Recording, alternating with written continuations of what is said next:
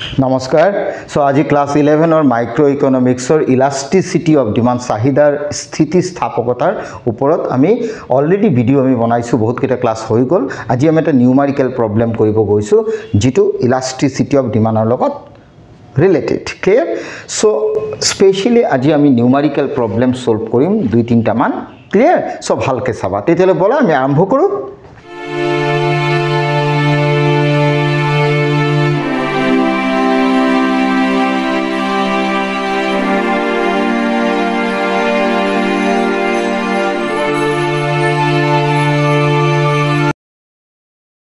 So elasticity of demand numerical. Clear? So calculation करिम भालके चाबा। मैं question एटा already लिखि थैसो। When price is ₹10 per unit, okay, means 1 unit एटा गुटर दाम 10 टका। Demand for a commodity is 100 units, means 10 टका दामत तुमी 100टा बस्तु किना। Clear? 100टा बस्तु माने 100टा गुड किना। Okay? As the price falls to 8, तार माने 10 टका दामटुर পৰা दामटु कमी 8 टका होइसे। डिमांड एक्सपांड्स टू 150, तार माने 10 टका तुमी 100टा गुड किनिसिला, एटा 8 टका तुमी 150टा गुड किना। क्लियर। सो तुमाक उलाबो दिसे elasticity of demand, specially price elasticity of demand. Clear. तो मैं बोलना चाहता हूँ इसमें तुम्हारा न्यूमेरिकल प्रॉब्लम सॉल्व करने के लिए दो चीज चाहिए। एक तो प्राइस चाहिए, एक प्रीवियस प्राइस, एक न्यू प्राइस, और क्वांटिटी भी दो चाहिए डिमांड का, वो new quantity and previous quantity. Clear. ED निकालने के लिए। क्लियर। उसके लिए तुमको ये चीज़ जानना जरूरी होगा क्या, ऑलरेडी हम लोग को पता है price and demand for a good का रिलेशन जो होता है ना according to the law of demand, वो इन्वर्स रिलेशन है। मतलब प्राइस बढ़ेगा तो डिमांड घटेगा। क्लियर। सो इधर प्राइस घटा, क्वेश्चन में डिमांड बढ़ा। क्लियर।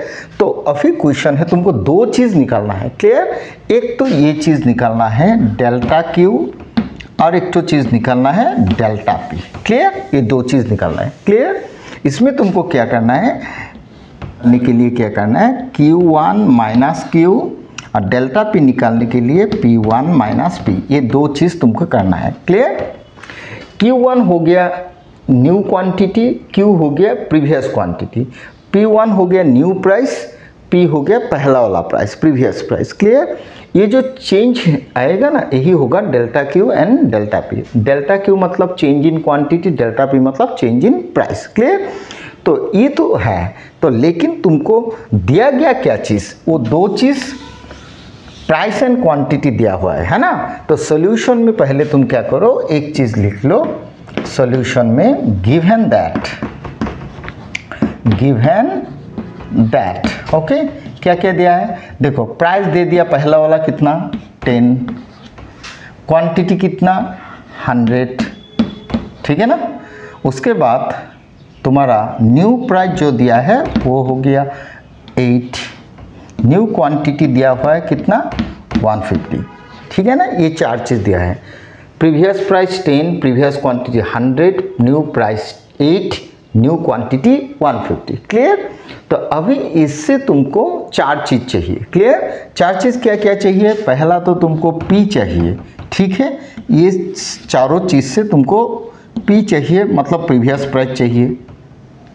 उसके पास प्रीवियस क्वांटिटी चाहिए, प्रीवियस क्वांटिटी मतलब 100। फिर डेल्टा Q चाहिए, डेल्टा Q मतलब Q1 minus Q, delta P मतलब P1 माइनस P, ठीक है। तो इसके लिए तुमको क्या करना है, न्यू क्वांटिटी 150 था, उससे ओल्ड क्वांटिटी जो है ना उसको माइनस करना है, मतलब 50 निकलेगा। फिर इधर न्यू प्राइस कितना 8, पहला वाला प्राइस कितना 10, तो निकलेगा कितना -2। क्लियर। तो तुमको ये चार चीज़ चाहिए, price, quantity, delta Q, change in quantity, delta P, change in price. Clear. So ये चार चीज़ अगर मिल जाएगा तो डेफिनेटली तुम इलास्टिसिटी और डिमांड का जो है ना वैल्यू वो निकाल सकते हो। क्लियर। तो चलो हम लोग वो वाला फॉर्मूला यूज़ करता है, इसके लिए मैं ये ओमिट कर देता हूँ। तो फॉर्मूला है ईडी का, फॉर्मूला ऑलरेडी हम लोग को पता है क्या था, प्राइस इलास्टिसिटी ऑफ डिमांड का फॉर्मूला था we know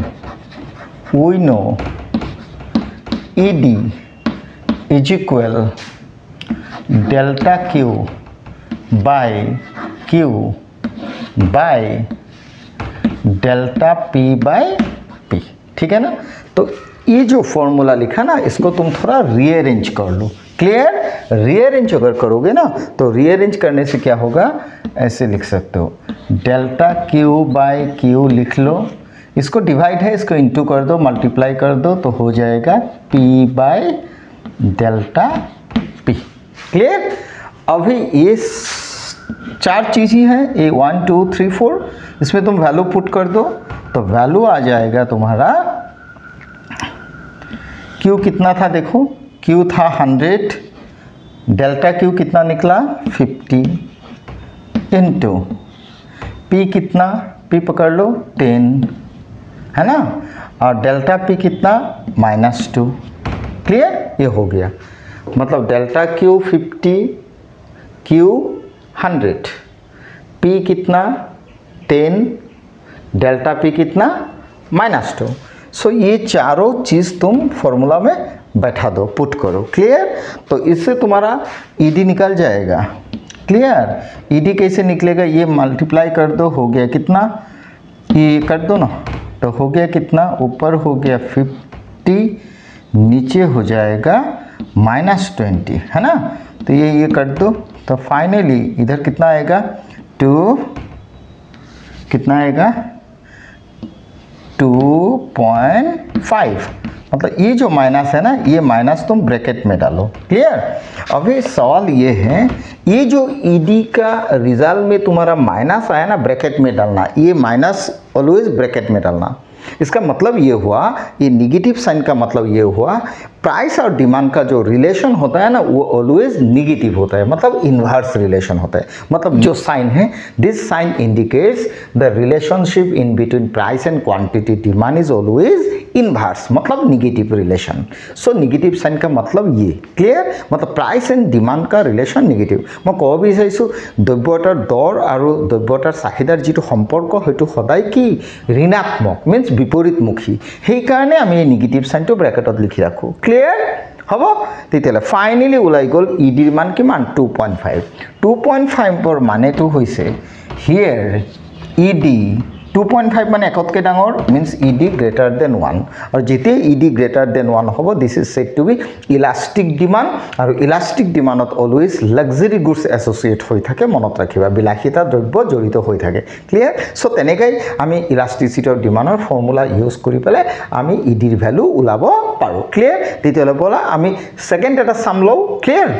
ছেকেণ্ড চামটো চোৱা, when price of a commodity falls by 80%, the quantity demanded of it increases by 100%. একো প্ৰব্লেম নাই। ক্লিয়াৰ? পাৰ্চেণ্টেজ থাকিলে পাহৰিব নালাগে, এইটো পাৰ্চেণ্টেজত যেতিয়া বস্তুটো থাকিব, অলৱেজ ৰিমেম্বাৰ দিছ চাম ৰিলেটেড টু পাৰ্চেণ্টেজ মেথড, শতাংশ পদ্ধতিত কৰিব লাগিব। ক্লিয়াৰ? শতাংশ পদ্ধতিৰ ফৰ্মুলা কি মই দি আছোঁ। ক্লিয়াৰ? এতিয়া কুৱেশ্যন হ'ল, পাৰ্চেণ্টেজতো থাকক, পাৰ্চেণ্টেজত নাথাকক, কিন্তু অলৱেজ মনত ৰাখিবা, প্ৰাইচ আৰু ডিমাণ্ডৰ ৰিলেশ্যন অলৱেজ ইনভাৰ্স, ঋণাত্মক সম্পৰ্ক। তেতিয়াহ'লে চোৱা, when price of a commodity falls by, তাৰ মানে দ্ৰব্যটোৰ দৰ কমিছে, मतलब वो जो गुड्स है ना, उसका प्राइस घटा, कितना 80% घट गया। अगर प्राइस 80% घट गया, प्राइस घटा ना, प्राइस फॉल्स हुआ तो डिमांड तो बढ़ेगा ही, प्राइस एंड डिमांड के साथ रिलेशन इन्वर्स। तो प्राइस अगर 80% फॉल्स हुआ तो डिमांड डेफिनेटली बढ़ेगा, तो डिमांड बढ़ेगा तो कितना होगा, डिमांड 100% बढ़ा, 90 भी बढ़ सकता है, 120 भी बढ़ सकता है। लेकिन प्राइस घटा तो डिमांड बढ़ेगा, प्राइस बढ़ेगा तो डिमांड घटेगा। क्लियर? तो सिंपल कॉन्सेप्ट, खाली ये सम में परसेंटेज दिया हुआ है, लेकिन रिलेशन तो वही है ना, प्राइस एंड डिमांड का रिलेशन निगेटिव। क्लियर? तो जब परसेंटेज में वैल्यू देगा तो परसेंटेज मेथड यूज करना। क्लियर? तो इसमें तुम्हारा 2 चीज़ चाहिए सॉल्यूशन। क्लियर? सॉल्यूशन में 2 चीज़ चाहिए, एक तो चाहिए percentage, okay, percentage change in quantity demand. Okay, so percentage change in quantity demand, ये चीज़ चाहिए। और दूसरा चाहिए percentage, okay, so percentage change in price. Clear. So ये दो चीज़ चाहिए, एक तो percentage change in quantity demand, दूसरा परसेंटेज चेंज इन प्राइस। और बढ़ भी सकता है, घट भी सकता है। तो ये जो चीज़ है ना, इसका सिंबॉलिक फॉर्म हो गया delta Q by Q into 100 लगा देना। क्लियर। तो this nothing but this sentence. Okay. और ये भी ऐसे ही होगा, डेल्टा पी बाई पी, ये परसेंटेज हो गया। क्लियर। ये चीज़ क्लियर हो गया, खाली इंटू 100 लगा दो, हो जाएगा।